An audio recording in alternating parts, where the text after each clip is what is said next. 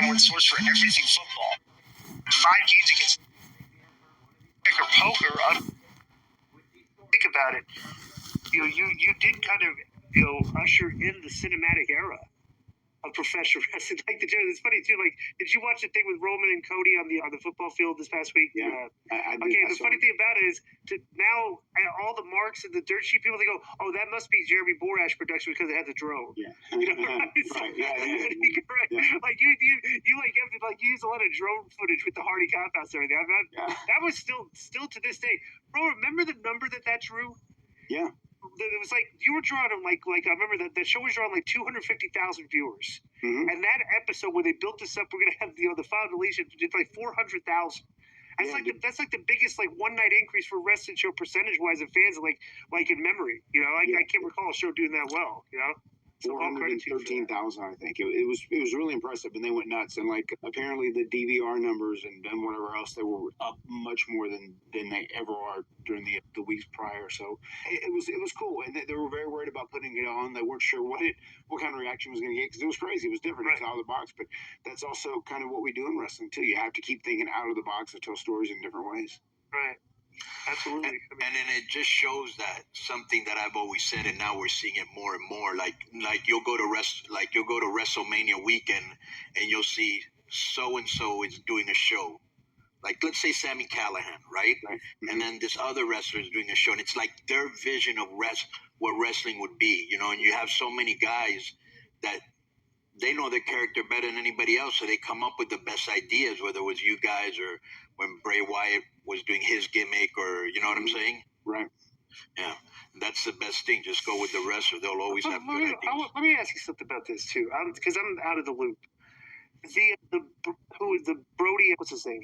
Brody Lee. When Brody Lee passed, and when Bray Wyatt passed, okay, I've never met these guys, but for some reason, when they passed. Bro, we've been in wrestling for years. All of our brothers have passed. We've seen tons of people die. But, why did those two resonate, so much more, on the scale than other people passing in this business? I feel like it is probably because, with social media, you see so much more of the person. And I feel like people interact and they feel like they know them more, as opposed to it's probably – earlier on, I feel like they didn't feel as personal with those people. I also felt like Jay Briscoe. A lot of people, really mourned heavily for that. And I feel like people felt like they knew him more. He was a guy that had all these kids, and especially hearing the story. And, they really wish he apologized. He did all these steps to try and make things right or whatever else, after they were canceled for a while, the Briscoes. And they were both good dudes, and, they tried to make their wrongs right. And, it's so strange that they didn't even get on TV. They couldn't even be on AEW TV until Jay Briscoe was gone. Isn't it weird? Do you think a part of it, Jeff, could be that all of those guys were kind of from this generation, like you're alluding to the social media generation, and it felt much more personal and I don't want to say fresher, that could be misconstrued, but you know what I'm saying? This is from this era. It wasn't older guys passing away. Yeah, they were still young.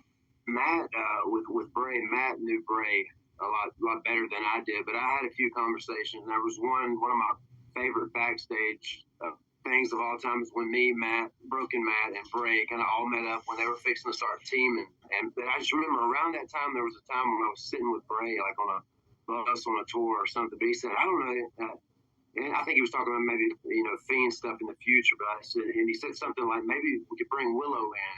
And the wrestling fan in me and the younger version of me, Willow was my main deal back in the day. I just got so excited to one day mix it up with him, and just even the way he would say follow the buzzards and his essence, his presence, it always kind of made me think about death and stuff, and he was kind of in tune with that. So it's just for him to be gone now, that's one of the main reasons. I started painting teeth on my lips, and that kind of led to, I think I could do the Fiend mask on my face, at least a version of the Fiend mask on my face. And so, and I'm glad I went for it because it turned out so good, paying tribute to Bray and the Fiend. But yeah, I'm not sure. It's just, I wish I could have worked with him more, but he just he was all about, reptilian stuff, the other side, death. And I wish I had more conversations with him, I guess is what I'm trying to say. You know what I thought looked cool when you were painting the eyes on your eyes. Yeah. I don't know if you still do that. I do it like when I did that Fiend face paint. I did the contacts he would wear. I did like the yellow contacts with the outlines. So I go all in with it. Yo, what's up?